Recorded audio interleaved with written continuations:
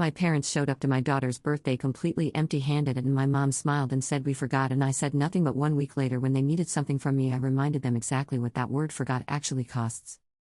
My mother smiled when she said it. That was the part I kept returning to in the days that followed, not the empty hands themselves, not even the word, but the smile. The specific smile of a woman who had arrived at her granddaughter's 7th birthday party with nothing and had located within herself not embarrassment or apology but a brightness, the performed brightness of a person delivering a reasonable explanation for a reasonable oversight to a reasonable adult who would receive it as such and move on. We forgot. 2 words. Delivered with a smile.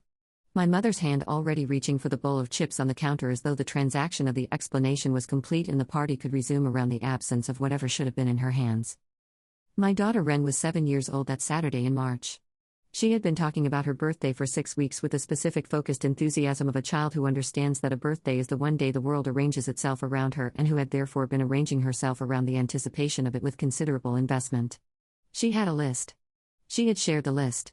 She had shared the list with her grandparents at the February Sunday dinner where my mother had asked what she wanted and written things down on the notepad she kept by the kitchen phone and had torn off the page and put it somewhere she remembered. Or had not remembered. Or had remembered and had chosen the Saturday morning activities that my brother later told me they had been doing, the farmer's market and the lunch at the place they liked on Meridian, and the leisurely drive that brought them to my door at 2:15 with empty hands and a smile. Ren was in the backyard with her friends when they arrived. She came running in when she heard my mother's voice. She looked at their hands. 7 years old. She looked at their hands and I watched her face do the specific thing that a child's face does when they are recalibrating an expectation, when the model they had built of how a moment would go is encountering the actual moment and finding the two things do not match. "Hi, Grandma." Ren's voice. Still warm. The warmth of a child who loves her grandmother and has not yet fully processed what the empty hands mean. My mother crouched down and hugged her. The warmth of the hug was genuine. My mother loved Ren. I have never doubted this. The love and the empty hands coexisted in the same afternoon, and the coexistence was the thing I was going to spend the next 7 days sitting with. My father put his hand on Ren's head. Also warm. Also genuine. Ren went back to the yard. My mother straightened up and reached for the chips and smiled at me with the particular ease of a woman who had delivered her 2 words and received no visible response and had therefore assessed the situation as navigated. I smiled back. I got her a drink. The party continued. Let me tell you about the pattern before I tell you about the 1 week that followed, because the birthday was not an isolated event and the context is what makes the 1 week comprehensible. My parents, Gerald and Norma Ashworth, are 68 and 66 years old. They are not bad people.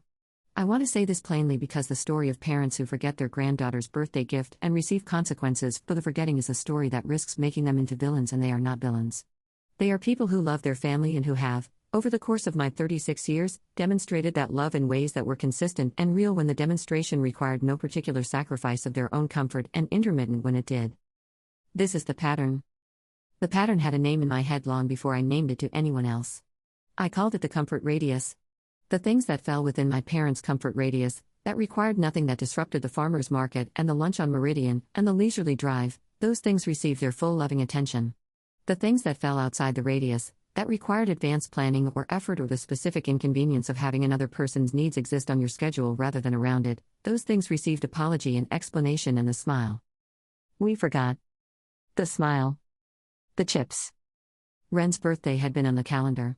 It had been on the shared family calendar that my sister had set up 3 years ago precisely to address the pattern, precisely because enough events had been missed or arrived at unprepared that someone in the family had decided that a digital calendar visible to everyone was the infrastructure required to prevent the recurrence.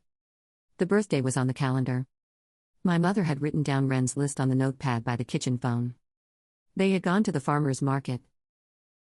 My closest friend, a woman named Petra Cole who had known me since we were 22 and who had been at the birthday party and had watched my mother arrive with the empty hands and the smile from across the kitchen, called me on Sunday morning.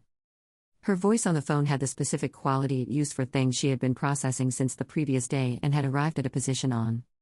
Tell me what you're feeling. Her voice. My kitchen. Sunday morning. Ren asleep upstairs, still in the long sleep of a child who had spent her birthday in the full body way that leaves nothing in reserve. I'm not angry. My voice. Honest. I'm past angry. Angry was years ago. What are you now? Her voice. My coffee cup. The morning light through the window. Tired. My voice. And clear. Clear about what? Her voice. About the fact that I have been making accommodations for 15 years and the accommodations have been received as the natural order of things. My voice. And that something is going to change. I don't know exactly what yet. Petra was quiet for a moment. Ren. Her voice. Just the name. Asking everything that was inside it. She looked at their hands. My voice. She recalibrated. She went back to the yard and she had a wonderful birthday and she is resilient and loved and fine. A pause. And I watched her recalibrate and I understood that I have been recalibrating my entire life so that the people who should have been responsible for not requiring the recalibration were never required to see what the recalibrating looked like. Petra was quiet. What does your mother need from you? Her voice. Not a diversion. The relevant question. My hands around the coffee cup. She needs Marcus and me to host the anniversary dinner. My voice. Their 45th. She asked me 3 weeks ago. She wants it at our house. She's already told people. A pause from Petra's end. When? Her voice. Next Saturday. My voice. The line held its quiet. Okay. Petra's voice. The single word carrying everything she had decided to say and everything she had decided not to. My husband Marcus had been at the birthday party and had seen the empty hands and had stood beside me while my mother delivered the smile and the 2 words and had done what he always did in these moments, which was follow my lead and wait for the conversation we would have after. We had the conversation Saturday evening after Ren was in bed. He sat across from me at the kitchen table with his specific quality of attention, the full presence of a man who understood that this conversation was not the small version. Tell me what you're thinking. His voice. My hands on the table. The kitchen quiet. I'm thinking about the anniversary dinner. My voice. His eyes on mine. And his voice. And I'm thinking about what it means to host a celebration for people who forgot their granddaughter's birthday. My voice. 1 week after the forgetting. He looked at me. What do you want to do? His voice. I want to tell the truth. My voice. For the first time in a long time. Not in anger. Not as punishment. The clean version of the truth. What is the clean version? His voice. My hands flat on the table. That forgot has a cost. My voice. And that the cost is not something I'm going to keep absorbing alone. Marcus looked at his hands. Then at mine. I'm with you. His voice. The simple and complete version of the thing it was. Whatever you decide. The week between the birthday and the anniversary dinner was an ordinary week on the surface. Ren went to school. I went to work. Marcus went to work. The meals and the homework and the bedtimes and the ordinary architecture of a family's week moved through its usual sequence. Underneath the ordinary surface I was doing something. I was writing. Not a speech. Not a document. Not anything with a formal structure. I was writing in the notebook I kept on my nightstand, the one I used for the thinking that required paper rather than screen, and I was writing the version of the thing I wanted to say in every form it might take until I arrived at the form that was true without being performed, that named what needed naming without becoming something Ren might overhear and carry. I wrote 11 versions. The 11th version was 3 minutes of conversation. I read it to Marcus on Thursday evening. When I finished he was quiet for a moment. That's it. His voice. That's the right one. My parents arrived at our house on Saturday at 6:30. My mother with the dish she always brought to family dinners at our house, the specific potato dish that had been at every family gathering since I was a child, made in the casserole dish with the blue flowers on the lid. My father with the wine he always brought, the bottle he always chose, the familiar ritual of arrival that had characterized 45 years of a marriage and 36 years of my being its daughter. Ren was at the door when they came in. She hugged her grandmother. She showed my father the drawing she had made at school that week, a horse with a complicated mane that she had been working on for 2 days. He held it and told her it was extraordinary with the warmth that was real. The warmth was real. The empty hands from last Saturday had been real too. Both things, simultaneously, real. We ate. The dinner was good in the way that dinners at our table were always good. Marcus had made the main. The potato dish was exactly what it always was. Ren ate with the focused attention she brought to food she liked and then asked to be excused and went to her room with the specific energy of a child who has fulfilled her social obligations and is ready to return to her own projects. We listened to her footsteps on the stairs. My mother's hands around her wine glass. My father leaning back in his chair. The anniversary. 45 years. Real in its own right. A long marriage, The kind that requires things of people and which my parents had maintained with the consistency of their love, the love that lived within the comfort radius and was genuine within it. Marcus looked at me. I looked at my parents. I want to say something before we have dessert. My voice. Even.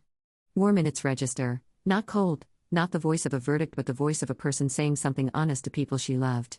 My mother looked at me with the expression of a woman who could hear something in the register and was preparing to receive it. Last Saturday was Ren's birthday. My voice. I know, sweetheart. My mother's voice. The warmth of a woman who knew she was about to receive something and was hoping the warmth would cushion what arrived. You arrived with nothing. My voice. And you told me you forgot. And you smiled. The table. The wine glasses.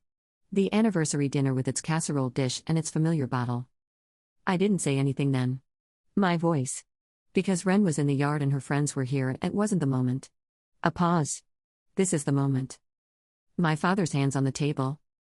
Nolan. My mother's voice. Lower now. I'm not angry. My voice. Honest and clear. I'm past angry. I was angry 2 years ago at Ren's 5th birthday when you were 40 minutes late and she had been watching the door. I was angry at the Christmas where the gift was for the wrong age because you hadn't checked what she was into anymore. I absorbed those things. I told myself it was the pattern and the pattern was yours and I couldn't change it and I managed it. A pause. I'm not managing it anymore. The table. The kitchen. My parents' faces. You forgot. My voice. I believe you forgot. What I need you to understand is what the forgetting cost.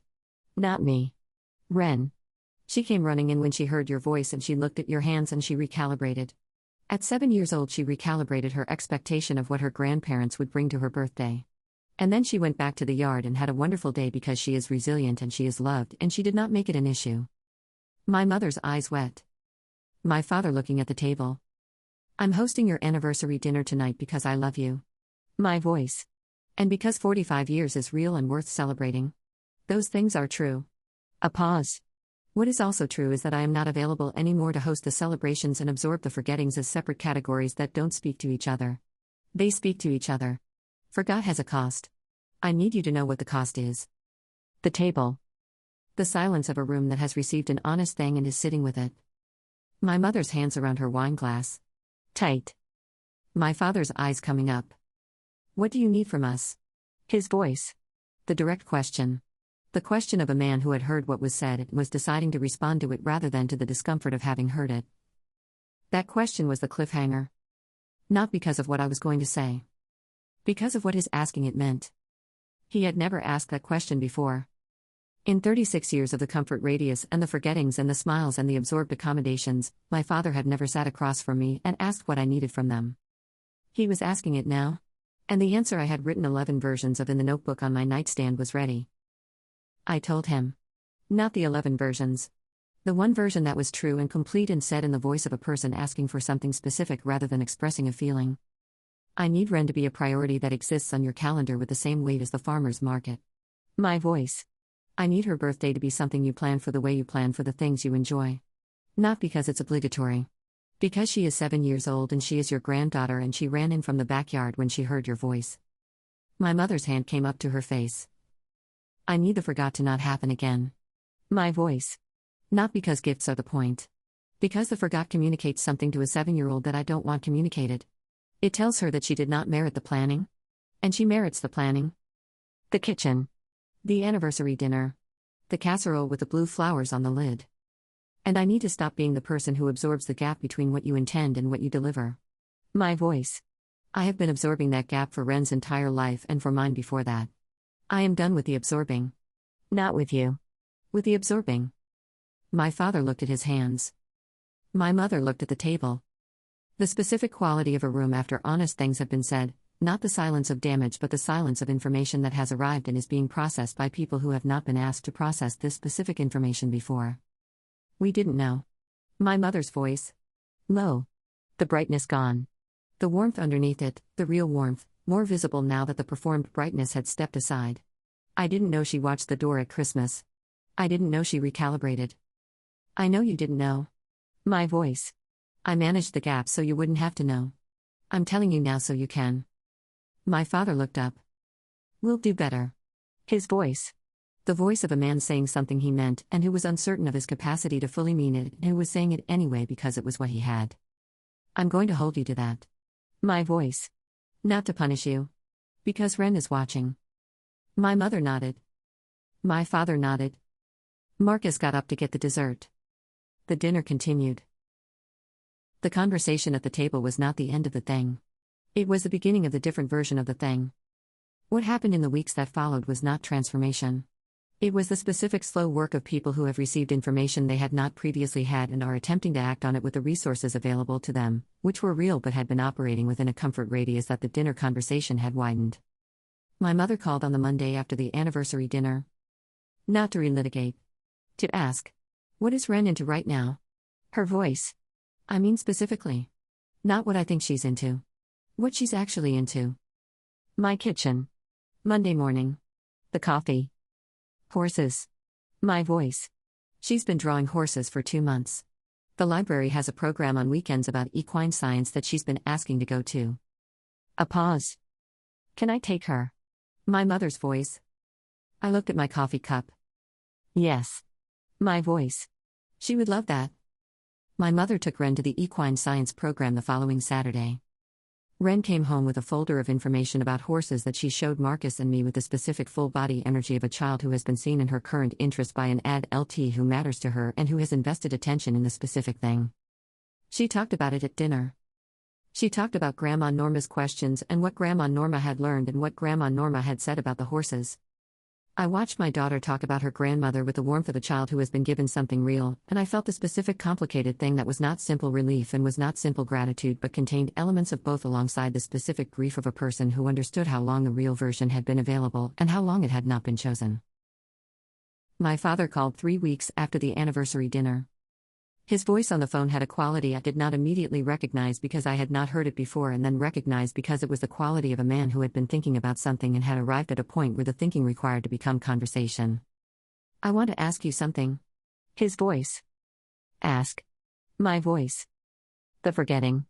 His voice. It's not just the birthday. A pause. Is it? My hands on the kitchen counter. The Tuesday evening. Ren doing homework at the table behind me. No. My voice.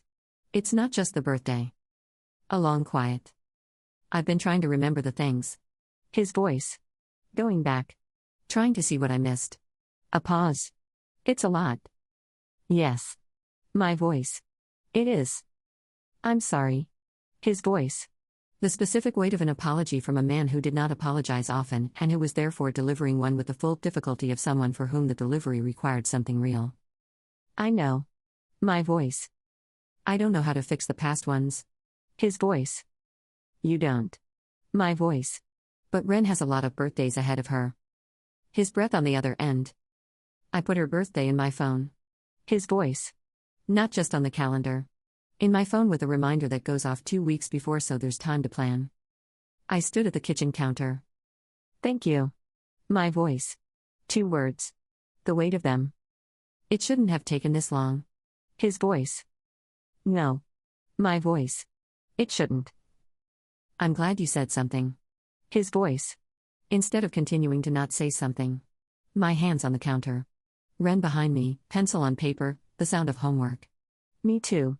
My voice. I should have said it sooner. Why didn't you? His voice. Genuinely asking. I looked at the window above the sink. The Tuesday evening outside it. Because saying it required believing you would hear it.